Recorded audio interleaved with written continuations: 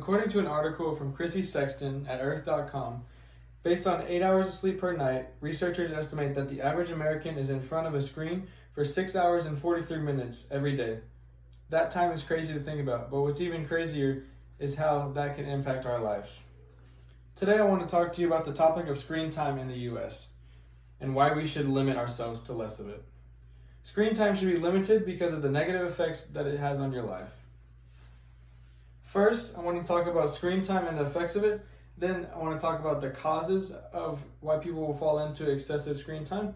And lastly, I want to talk about the solutions or the steps that we can take to lessen our screen time.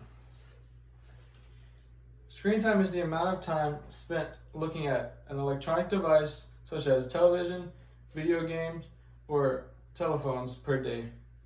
Ever since technology began, people have been fascinated with it.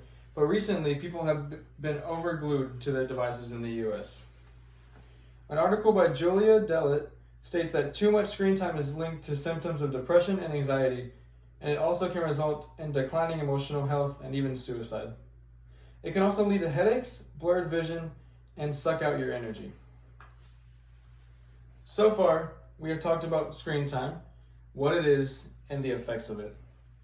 Now I would like to talk to you about the causes of why people will fall into excessive screen time. Recently, one increased reason for people falling into excessive screen time is the coronavirus pandemic. Many things that we did before, such as school, jobs, exercise, go out with our friends, have now been confined to our house, leaving us with no entertainment except electronics. Another reason for increased screen time is school itself. An article from Sarah Sparks informs us that in research, screen time average normally does not include time at school, but she says it should be factored in. This shows us that we should count that time, especially in today's virtual world with a lot of schools being mostly online. So far, we have talked about what screen time is, the effects of screen time, and what causes excessive amounts of screen time, such as the coronavirus pandemic that we are in. And now I would like to talk to you about the practical things that we can do to lower our screen time usage. Excessive screen time is something that even I struggled with, sometimes averaging up to 12 hours a day. Thankfully, there are things that we can do to limit our screen time. We can fill our time with other things like reading, exercising, or even hanging out with friends. Now you may be thinking, why should I try to kick this addiction when I've had it for so long? Well, let me tell you. According to Margaret Bach, there are many health benefits to reduce screen time, such as more free time, improved mood, and decreased chances of obesity. This shows that limiting your screen time can improve your health and overall lead to a happier life.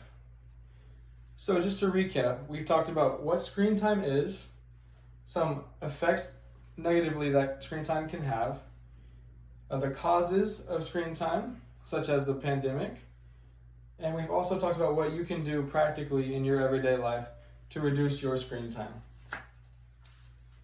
This research helped me out and it gave me a new perspective.